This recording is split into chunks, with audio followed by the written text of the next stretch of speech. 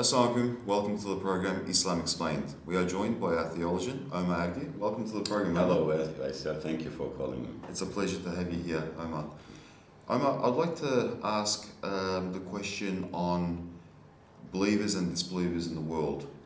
Looking at the statistics, we know that 18% of the world's population are either atheists or agnostics. 82% believe in some form of a higher power. With academics and scientists, there is 51% who say they believe in a higher power, in which 33% define the higher power as God. While 41% are either disbelievers or agnostics. Now my question is, why is there such a percentage of disbelievers that is high in the academia or the scientific world? So the ratio is much higher than the general population. That's right, with the academic world. With the academic world, I think the main reason for this is why academics are people who are specialized on specific things, specific fields. I always say this, that academics and scientists are people who know a lot about a very little. A certain area, because their studies is narrowed down to a specific areas, and disciplines are like that in academia and science. And sometimes when you focus on very small areas, very specific things, that you miss to see the bigger picture. And allow me to give you an example about this. What would you think if I show you this picture? Or what would you say it is? Looks like something taken from a wallpaper or a beach, sand. Yeah, maybe I should show it to the cameras as well. Now, this is actually a part of this painting. As you can see, it is the Rembrandt. Yeah. That's right. Yeah, so it is that small area on his forehead. And as I said, if you study that area specifically, sometimes you fail to see the bigger picture. And you miss out on this, this glorious picture here, isn't it? The painting here. Yeah. So this is how academic world is. They do focus on specific areas, studies, and unfortunately, as I said, they fail to see the bigger picture. Yeah. And perhaps one of the examples that we can use here is the book example. And I love this analogy, to be honest. If I gave an expert this book, and I said to this person, can you study this, all the specifics of it, analyze it and come back to me and, provide information on it. And this person comes back within a couple of weeks' time, for example, and says to me, look, the book is... That they've studied it? They've studied it, yeah. And he says that the book weighs about 400 grams. Its length is 210 millimeters, and by 290 millimeters, and the height is about, let's say, 8 millimeters.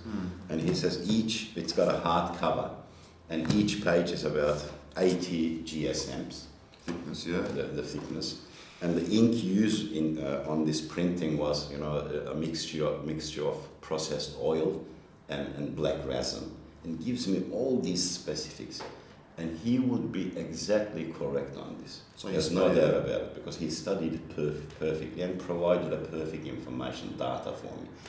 But what did he miss out on? He's missed out on the contents. The main thing, isn't it? That's what the book is intended. In reality, it is about contents, isn't it? That's a good example. Yeah, it is about its elegance, the literature, the message it provides. And if you focus on the specifics of the printing itself, you're going to miss out on this wonderful knowledge in there.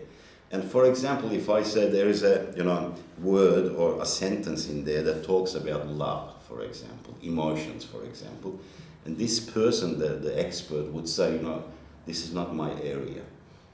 And I don't think it is scientific to talk about love and emotions and things like that. Because, I look at things that I can quantify, measure, calculate. That's what his answer would be. And the world of science is like this as well.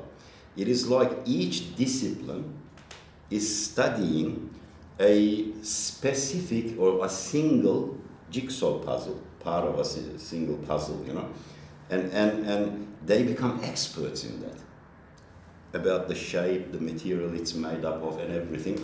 However, they miss out on when all these little pieces come together to form that grander picture. And you can say that the entire universe is the grander picture, isn't it? That's right. Yeah. All the puzzle coming together. And just as the book example that I used just now, we can say that every letter in the book comes in a certain sequence to form meaningful words and sentences. Yeah. That's right. And it gives a message to us. There is semantics in there. And with the universe, every atom, every element in the universe comes together to form meaningful objects, items in the universe, properties, entities. Now, if we just focus on the letter, we are going to miss out on the sentences. And the meaning behind it. And the meaning behind it. But if we observe it, the entire thing all together, we will see that there is a grand book there, the book of the universe. And then we will be starting to think about the author. Who authored this book? That's right. This is the way of looking at the universe, really. And that's why, as I said, at the beginning, that sometimes academics can focus on specifics and they can fail to see the bigger picture. Omer, I'd like to thank you. That was such a good analogy with that book and the picture.